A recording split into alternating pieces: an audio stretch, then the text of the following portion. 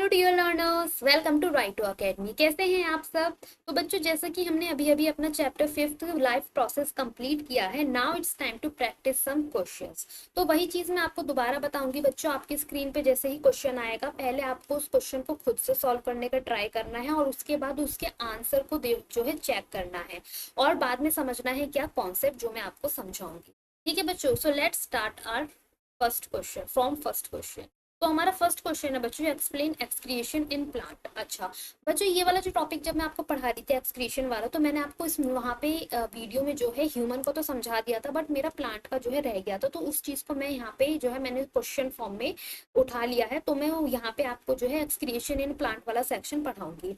ये बहुत ज़्यादा बड़ा सेक्शन, ज़्यादा बड़ा नहीं है, बहुत छोटा सा ही है। क्योंकि हमारा प्लांट में देखो जो वेस्ट मटेरियल होता है वो होता क्या है, बेसिकली गैसेस होती हैं और वाटर का जो है रिमूवल होता है।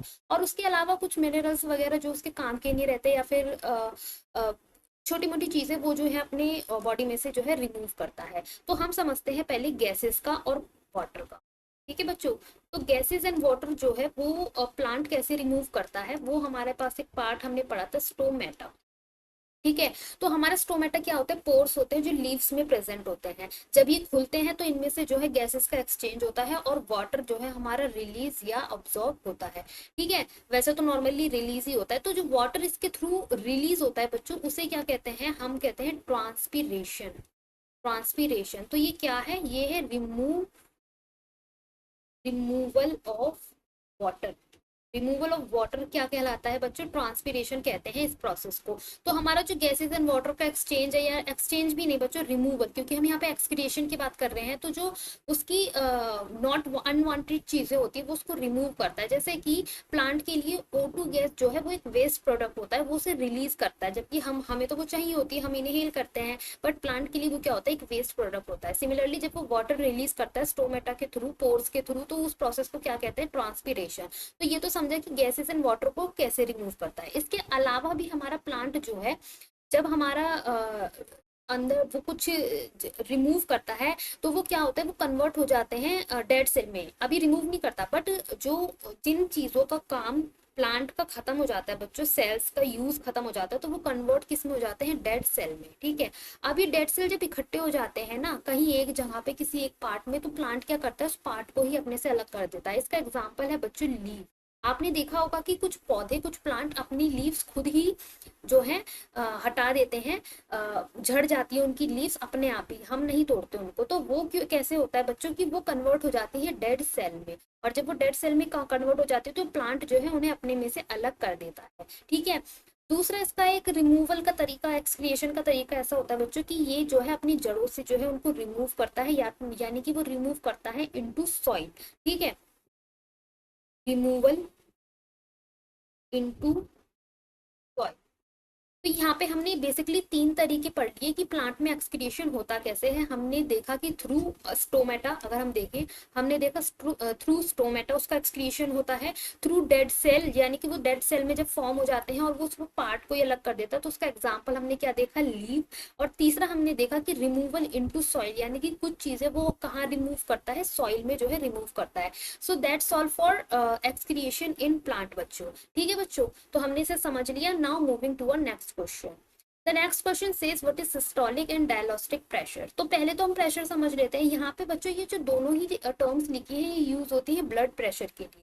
तो पहले आपको ब्लड प्रेशर समझना होगा वो क्या होता है। तो बेसिकली ब्लड जो है प्रेशर अप्लाई कर रहा है वॉल्स पे, vessels of walls of vessel पे जो है प्रेशर अप्लाई कर रहा है। अगर मैं यहाँ पे लिखूं उसकी definition, so it will be pressure applied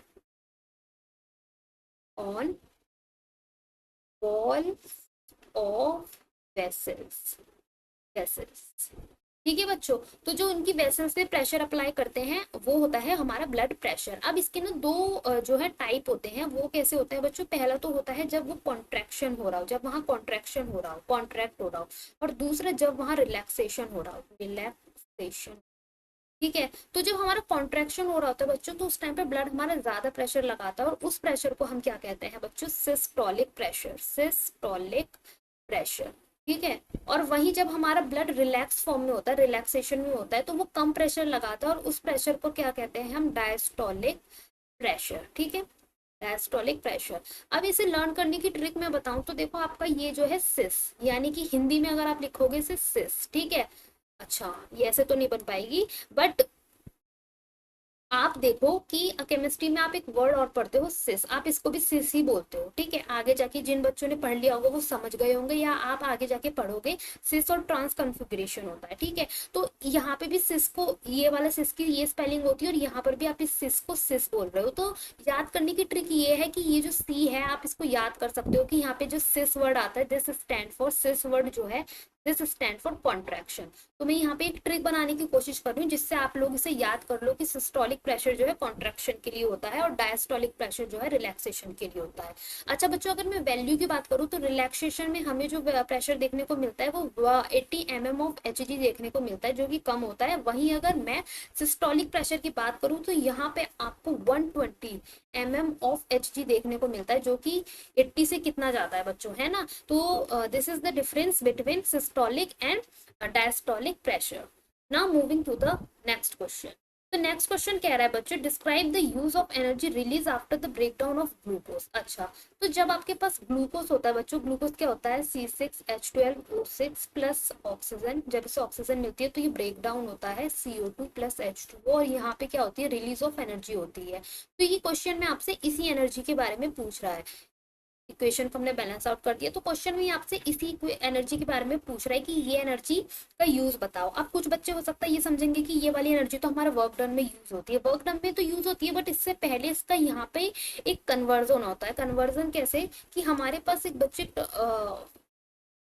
एक मॉलिक्यूल होता है ADP, विच इज अडिनोसिन डाइफॉस्फेट। यहाँ पे क्या होता है, फोस्फेट ऐड होता है, और इसे ऐड करने के लिए यहाँ पे जो एनर्जी लगती है वो एनर्जी होती है ये वाली। और जब यहाँ पे एनर्जी लगती है तो यहाँ पे क्या होता है कि हमारा फॉर्म होता है ATP। Now this ATP is used to do the reactions in our body, यानी कि हमारी बॉडी में जो एंडोथर्मिक रिएक्शन होती है, एंडोथर्मिक कौन सी रिएक्शन होती है, जहाँ पे आप हीट देते हो, और वो हीट जो आप दे रहे हो वो कौन सी है, वो ATP वाली हीट है, यानी ATP वाली एनर्जी है। तो जो एनर्जी हमारी यूज होती है हमारी बॉडी के अंदर रिएक्शंस करने के लिए, वो चाहिए होती है हमें ATP के फॉर्म में। तो जो ये एनर्जी है वो बच्चों यूज होती है to in the formation of ATP। अब ये ATP यूज होती है बच्चों हमारी डिफरेंट रिएक्शन में जो हमारी बॉडी के अंदर होती है, ठीक है। तो ये भी बहुत अच्छा क्वेश्चन था, जो क्योंकि इसमें भी बच्चों को समझना जरूरी था कि डायरेक्टली ये वाली एनर्जी नहीं यूज होती है। This energy first convert ADP into ATP। Now ATP used as the source of energy to do the work। अगर ऑल्सो वन थिंग कि ये जो प्रोसेस हमारा होता है ये कहाँ होता है, माइक्रोकॉन्ट्रिया में होता है, जो कि हमारा क्या कहलाता है, हाउस ऑफ एनर्जी, है ना बच्चों। तो ये थी, ठीक है। अब हम अपने नेक्स्ट क्वेश्चन की तरफ बढ़ते हैं। Now next question is bile juice is stored and release by which organ. अच्छा, ये क्वेश्चन मैंने इसलिए डाला है क्योंकि यहाँ पे बहुत बच्चों को कंफ्यूजन होता है, क्योंकि बाइल जूस जो है स्टोर कहीं पर होता है, रिलीज उसे कोई और करता है। तो इसका आंसर होगा बच्चों, नॉट फर्स्ट सेकेंड, हाँ, तो इसका आंसर थर्ड होगा कि ये जो स्टोर होता है बच्चों, पहला हमसे क्या पूछा है, पहला हमसे स्टोर पूछा है। पहला आपको क्वेश्चन भी बहुत अच्छे से पढ़ना है, हो सकता है कई बच्चे इसका उल्टा कर दें। तो जो स्टोर होता है वो गॉल ब्लैडर में होता है, और जो रिलीज होता है वो उसे लीवर रिलीज करता है। अब देखो यहाँ पे इसका फर्स्ट ऑप्शन अगर आप देखो तो आपके फर्स्ट ऑप्शन में इसका जस्ट उल्टा है। तो अगर किसी बच्चे को इसके बारे में कंफ्यूजन होगा ना, तो वो कई बच्चे फर्स्ट ऑप्शन कर आएंगे और उनका हो गया आंसर ये गलत। तो इसे ध्यान से पढ़ना है। अच्छा, दूसरी चीज मैं आपको बताऊं तो ये जो ब्लैडर बर्ड बच्चों जहां आ जाता है ना, इसका मोस्टली मीनिंग ये होता है कि ये चीजों को स्टोर कर रहा है। जैसे कि आपने एक वर्ड और पढ़ा था एक्सक्रीशन के टाइम पे, पढ़ाया था इन ह्यूमंस कि आपका यूरिनरी ब्लैडर, जहाँ पे आपका यूरिन जो है स्टोर होता है। तो बेसिकली जो ये ब्लैडर वर्ड है ये आपका स्टोरेशन के लिए यूज होता है। तो इस चीज से आप इसे समझ सकते हो। तो इसका आंसर क्या हो गया आपका, third is the correct answer. Now moving to the other next question. तो यहाँ पे क्या लिखा है, pancreas pour their secretion into. अच्छा, अब ये क्वेश्चन बहुत इंपॉर्टेंट है, और हो सकता है कि कई बच्चों का ये क्वेश्चन गलत जाए, क्योंकि बच्चे मोस्टली इसका आंसर क्या देते थे, स्मॉल इंटेस्टाइन, और स्मॉल इंटेस्टाइन इसका आंसर नहीं है बच्चों। जो मैंने आपको जब ये पढ़ाया था मैंने कहा था कि स्टमक से फूड जो है धीरे धीरे कहाँ जाता है, स्मॉल इंटेस्टाइन में, बट स्मॉल इंटेस्टाइन में से पहले ही जो है लीवर और पैनक्रियाज अपना एंजाइम जो है रिलीज करते हैं, और वो कहाँ करते हैं बच्चों, वो करते हैं ड्यूडेनम में। कहाँ करते हैं बच्चों, ड्यूडेनम में। और ये आप स्ट्रक्चर मैंने स्पेशली इसीलिए लगाया ताकि आप इसको समझ सको कि ये जो एरिया है ये पूरा आपका क्या है, ये है ड्यूडेनम, ये लिखा है ना नीचे ड्यूडेनम। और यहाँ पे क्या है, ये अटैच है आपका पेनक्रियाज, और यहीं पर आ रहा है आपका गॉल ब्लैडर से बाइल जूस। ठीक है बच्चों, तो ये जो है बाइल जूस और हमारा पेनक्रियाज जो है कहाँ पे अपना काम करते हैं, ये करते हैं ड्यूडेनम। ठीक है, अब आप इस क्वेश्चन को याद रखिएगा। Moving to the next, pepsin and trypsin are. तो देखो ये पेप्सिन और ट्राइपेज दो अलग अलग ऑर्गन जो है अपना रिलीज करते हैं एंजाइम, बट दोनों का जो वर्क है वो सेम होता है, इसीलिए मैंने आपको ये क्वेश्चन दिया है।